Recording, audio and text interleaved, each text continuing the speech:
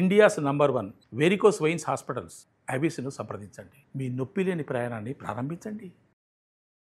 నమస్తే సుధీర్ గారు. నమస్తే మ్యామ్. పేరెంటింగ్ ఇష్యూస్ మీద పిల్లలు వన్స్ వాళ్ళు వచ్చేసిన తర్వాత వీళ్ళని ఎక్కడ చదివించాలి, ఏం చేయాలి, ఏ స్కూల్లో అయితే బాగుంటుంది, బెస్ట్గా ఏమి ఇవ్వాలి, ఎలాంటి ట్యూషన్ పెట్టాలి, ఎలాంటి బట్టలు కొనాలి, ఏం జాబ్ చేయించాలి, ఇంత ఆలోచించేస్తున్నాం కదండి.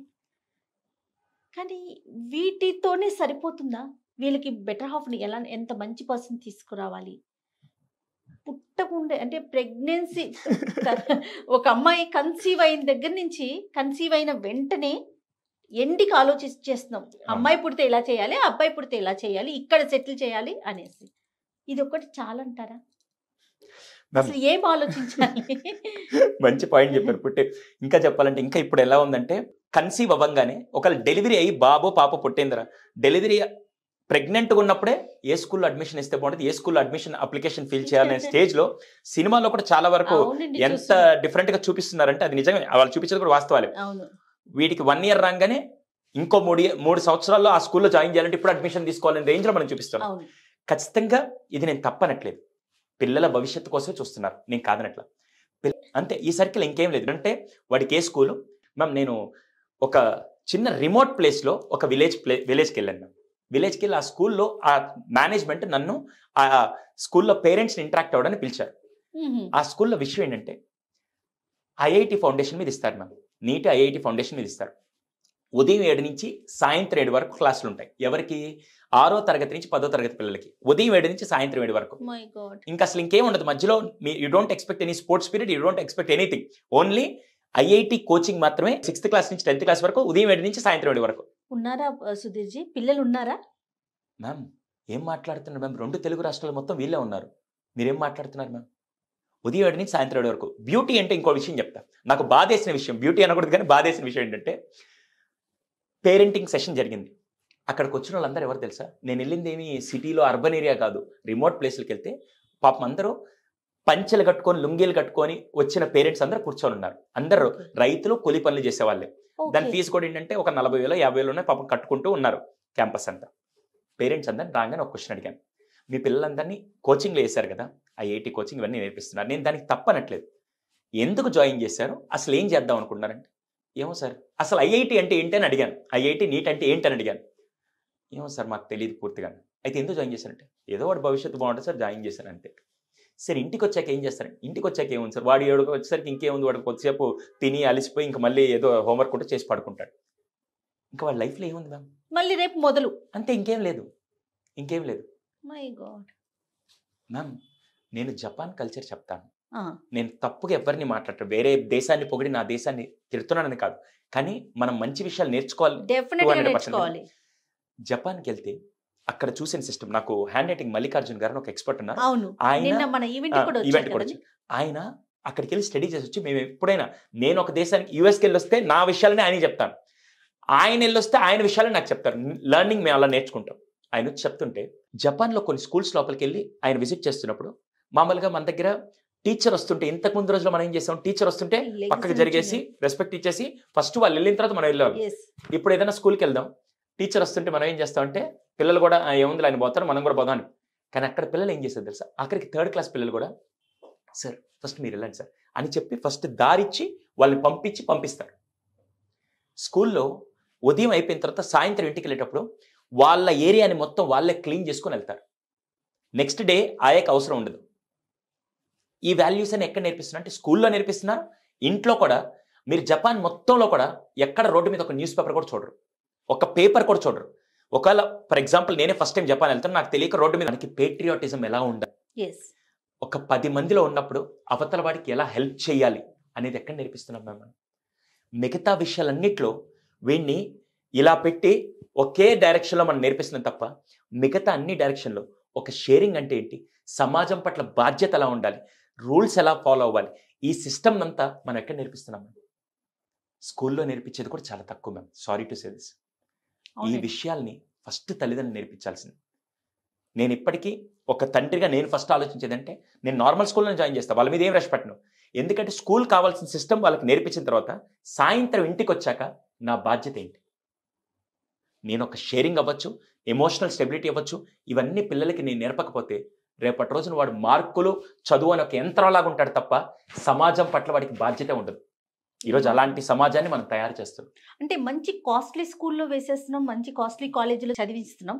బాధ్యత అంతా వాళ్ళదే, వాళ్ళే చూసుకుంటారు. అక్కడికి వెళ్తారు, వీళ్ళు మంచి పౌరులుగా తీర్చిదిద్దబడతారు. ఇక మనకి ఫీ కడుతున్నామా లేదా అని మాత్రమే ఆలోచిస్తున్నాం సుధీర్ జీ. మేనేజ్మెంట్స్ అడిగినా కూడా వాళ్ళు ఏం చెప్తారంటే, పేరెంట్స్ వచ్చి ఏం కంప్లైంట్ చేస్తున్నాం, ఫీజులు కడుతున్నాం కదండి, అన్ని మీరే చూసుకోవాలి, అన్ని మీరే చూసుకోవాలి అంతే. మరి మనం అస్సలు అది చాలా చాలా పెద్ద రాంగ్ స్టేట్మెంట్ మ్యామ్. రీసెంట్గా ఒక ఇన్సిడెంట్ జరిగింది. ఒక స్కూల్కి నేను గెస్ట్కి వెళ్తే నేను ఇలాగే చెప్పాను, సార్ కొద్దిగా పిల్లలకి అన్ని యాక్టివిటీస్ కూడా నేర్పిండి అంటే, ఏం చేయమంటారు సుధీర్ గారు, మొన్న జరిగిన విషయం చెప్తాను వినండి, మీరు దీన్ని బట్టి మీరు ఏం చేయమంటారు చెప్పండి. ఏమైంది సార్ అన్న, సార్ నాకు 9, 10వ క్లాస్ వాళ్ళు, ఇప్పుడు 9వ క్లాస్ మీకు సిస్టమ్ తెలుసు, 10వ క్లాస్ సిలబస్ని కూడా 9వ క్లాస్లో కొద్దిగా నేర్పించి వాళ్ళని ట్రైన్ చేస్తున్నారు ముందే. అవును, 9వ క్లాస్ పిల్లలు బాగా ఉదయం నుంచి సాయంత్రం దాకా స్ట్రెస్ అయిపోతున్నారు. నేనేం చేశానంటే కొద్దిగా వాళ్ళకి రిలాక్సేషన్ ఉంటుంది, నాకు గ్రౌండ్ కూడా ఉంది సార్, పిల్లల్ని తీసుకెళ్ళి ఆ రోజు సాయంత్రం 3:30 నుంచి 4:30 దాకా ఆడుకుంటారని వదిలేశాను నేను. వాళ్ళు పాపం ఆడుకొని వచ్చిన తర్వాత సాయంత్రం స్టడీ అవర్లో బాగా ఎనర్జెటిక్గా ఉన్నారు. నాకు బాగా నచ్చింది ఆ విషయం. కానీ నెక్స్ట్ డే కల్లా 30 మంది పేరెంట్స్ నా దగ్గరికి వచ్చి, మీకు ఏమైనా సెన్స్ ఉందా సార్, ఈ టైంలో వాళ్ళకి స్టడీ అవర్స్ వదిలేసి మీరు ప్లే గ్రౌండ్ టీం పంపిస్తే రేపు నెక్స్ట్ ఇయర్ వాడికి బోర్డు ఎగ్జామ్, వాడి మార్కులు ఏమవుతాయి అని చెప్పి అడిగితే, ఇప్పుడు నేను ఏం చేయాలి సార్? ఆ రోజు నుంచి వాళ్ళని పిల్లల్ని స్టడీ అవర్స్కి తప్ప ప్లే గ్రౌండ్ పంపించడం మానేశారు. ఏం చేయాలి అంటే బోర్డు ఎగ్జామ్ రాయాలి అంటే ఇంకా వాళ్ళకంటూ ఏ విధమైన యాక్టివిటీ ఉండనవసరం లేదు, ఉండొద్దు. స్కూల్లో జాయిన్ చేసేటప్పుడు వాళ్ళు ఏం చూస్తున్నారు తెలుసా, గ్రౌండ్ ఉండాలా లేదా అని చూస్తున్నారు. 200% బెస్ట్ పాయింట్. అందరు చూసేది అపార్ట్మెంట్ లాంటి బిల్డింగ్ లో ఇలా చేస్తున్నారని చెప్పి అన్ని కంప్లైంట్ చేసి స్కూల్ మంచి సిస్టమ్.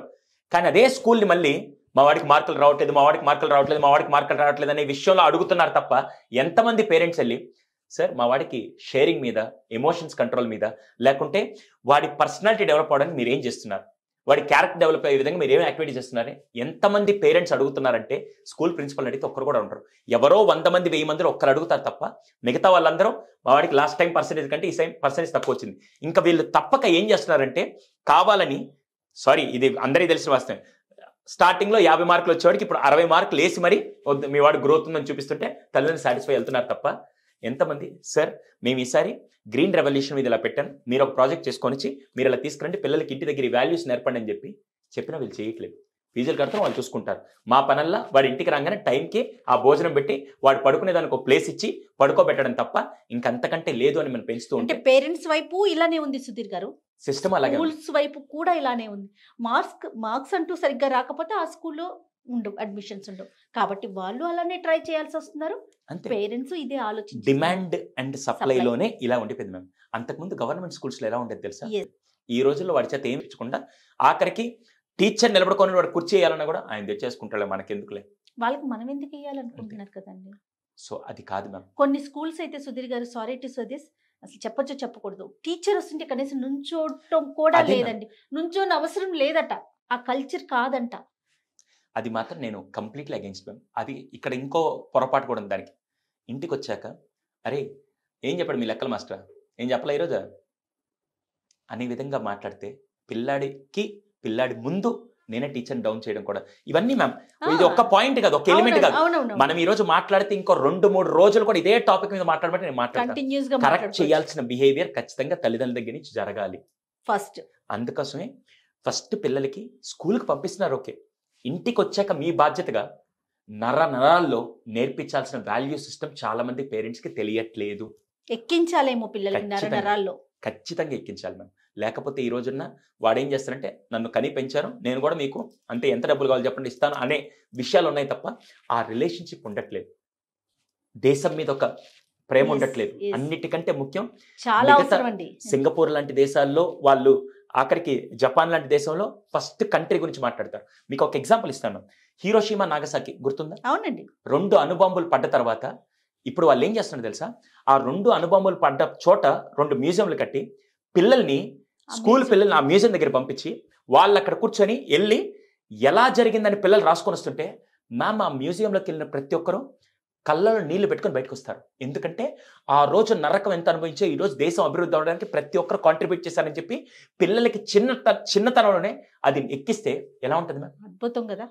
వాడు ఇంకా దేశం కోసం బతుకుతాడు, వాడు ప్రాణం ఇచ్చేస్తాడు. అటువంటివి మనకు కావాలి మ్యామ్. ఏదో ఒకరోజు సందర్భం వచ్చినప్పుడు కూడా మిగతా అన్ని విషయాల్లో కూడా మనం ఇవి నేర్పిస్తూ ఉంటేనే ఖచ్చితంగా.